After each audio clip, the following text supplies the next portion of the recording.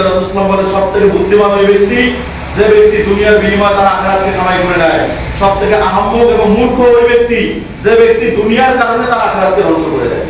সুতরাং আল্লাহ তাআলা আমাদের সুখ শান্তি সফলতা রাখছেন আল্লাহর দ্বীনের মধ্যে, আল্লাহর দ্বীন প্রতিষ্ঠায় জিহাদের মাধ্যমে, আল্লাহর রাস্তায় নিজের জান মালকে বিলিয়ে দেওয়ার মাধ্যমে। একটা কথা খেয়াল করেন, একজন মানুষ ধনী হোক আর গরিব হোক, একজন মানুষ সুখে থাকুক আর দুঃখে থাকুক, একজন মানুষ সম্পদশালী হোক আর ফকির হোক, একজন মানুষ রোগে শোকের মধ্যে থাকুক আর অনেক আরাম-আয়েশের মধ্যে থাকুক, হিসাব করে দেখেন 40 বছর, 50 বছর, 60 বছর, 100 বছর, 200 বছর, একদিন তাকে দুনিয়া ছাড়তে ভাগ্য হয় না?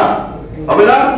সুখে থাকুক আর দুঃখে থাকুক, সম্পদশালী হোক আর দুঃখের মধ্যে থাকুক, সে যে অবস্থায় থাকুক না কেন, যখন তার নির্দিষ্ট সময় শেষ হয়ে যাবে একদিন তাকে এই দুনিয়া ছাড়তে হবে, কেউ তাকে বাধা দিয়ে আটকাইতে পারবে না। আমাদের পূর্বেও যারা ছিল, নূহ আলাইহিস সালাম 1000 বছর জীবিত ছিলেন, 950 বছর পর্যন্ত দাওয়াতের কাজ করছেন, তিনিও একদিন দুনিয়া ছেড়ে চলে গেছেন। আদম আলাইহিস সালামকে আল্লাহ তাআলা 1000 বছর হায়াত দিয়েছে, তিনিও দুনিয়া ছেড়ে চলে গেছেন।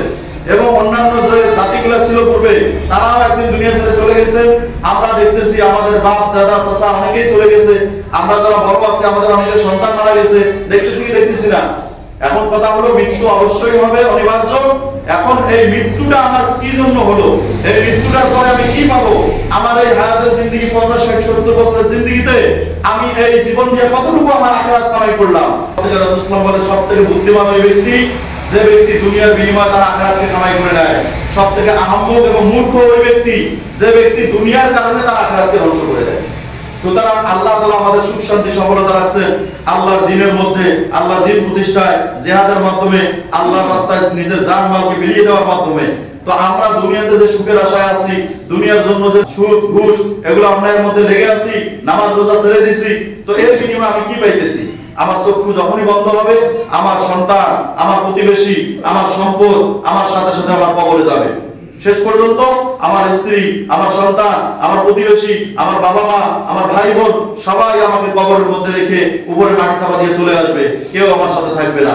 যার সঙ্গে সময় কাটাইছি, যার জন্য বাড়ি ঘর ছাড়ছি, যার জন্য দিনরাত পরিশ্রম করে অর্থ উপার্জন করছি, কেউ, না স্ত্রী, না সন্তান, না বাবা মা, না ছেলে মেয়ে, কেউ থাকবে না আমার সাথে। কি থাকবে? আমি দুনিয়াতে থাকতে যদি একবার সুবহানাল্লাহ বলছি, এইটা আমার সাথে থাকবে। একবার কাউকে গালি দিছি, এইটা আমার সাথে থাকবে।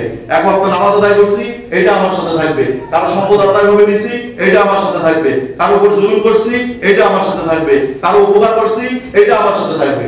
অর্থাৎ যতটুকু নেক আমল আমি দুনিয়াতে করে গেছি, এটাই আমার সাথে থাকবে।